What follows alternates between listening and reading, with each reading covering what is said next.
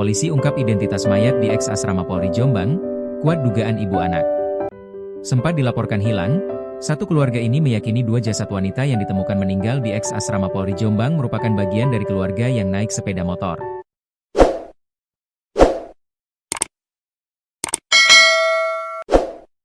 Dua jasad wanita diduga seorang ibu dan anaknya ditemukan tewas dengan kondisi yang mengenaskan di eks asrama Polri, Dusun Rejo Agung, Desa Rejo Agung, Kecamatan Ploso, Kabupaten Jombang, Jawa Timur, pada Rabu, 25 Februari 2026. Dua jasad yang diketahui satu perempuan usia dewasa dan satu anak kecil berjenis kelamin perempuan ini sudah dievakuasi ke kamar mayat RSUD Jombang untuk dilakukan otopsi guna mengetahui penyebab kematian.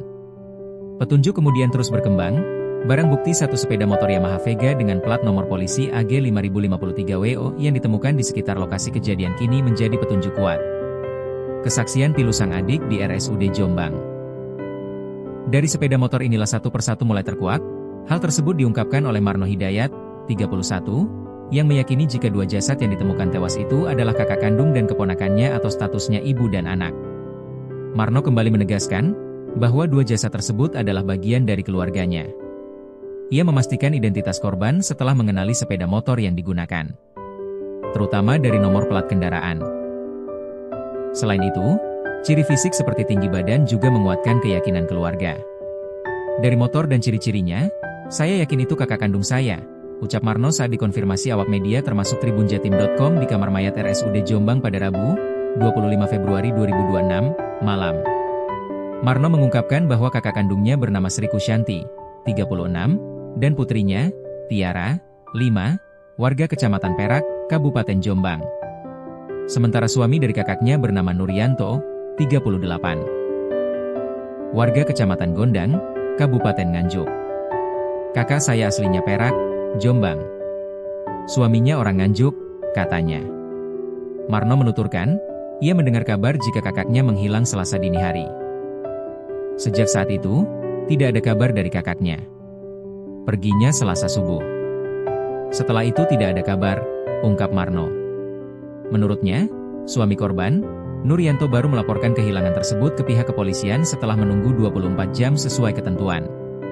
Usai laporan dibuat, keluarga langsung melakukan pencarian secara mandiri.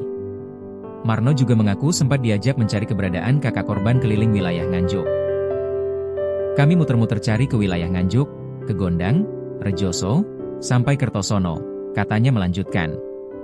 Marno menjabarkan jika kakak kandungnya diketahui sehari-hari bekerja sebagai buruh tani. Ia memiliki dua anak. Selain Tiara yang masih berusia 5 tahun, korban juga memiliki seorang anak yang kini duduk di bangku kelas 2 SMP. Marno mengaku terakhir kali bertemu kakaknya sebelum pergantian tahun saat di Nganjuk. Sementara untuk kunjungan terakhir ke rumah orang tua di Perak, Jombang, terjadi saat momen menjelang bulan puasa untuk berziarah ke makam sang ibu. Waktu itu ziarah ke makam ibu kami. Tapi saya tidak sempat bertemu, pungkas Marno. Hingga kini, pihak kepolisian masih melakukan penyelidikan lebih lanjut terkait peristiwa tersebut. Kepala Satuan Reserse Kriminal Polres Jombang, AKP Dimas Robin Alexander, mengungkapkan bahwa proses identifikasi belum dapat dipastikan secara ilmiah. Hal ini disebabkan kondisi sidik jari korban yang mengalami kerusakan sehingga tidak dapat terbaca melalui alat identifikasi forensik. Beberapa bagian sidik jari tidak bisa kami identifikasi karena kondisinya rusak, ucap AKP Dimas Robin saat dikonfirmasi di kamar mayat RSUD Jombang oleh tribunjatim.com pada Rabu, 25 Februari 2026. Meski demikian, penyidik telah mengamankan sepeda motor Yamaha Vega dengan nomor polisi AG 5053WO yang ditemukan di sekitar lokasi kejadian. Hasil penelusuran kendaraan tersebut mengarah pada seorang pria di Kabupaten Nganjuk yang sebelumnya melaporkan istrinya dan anaknya hilang.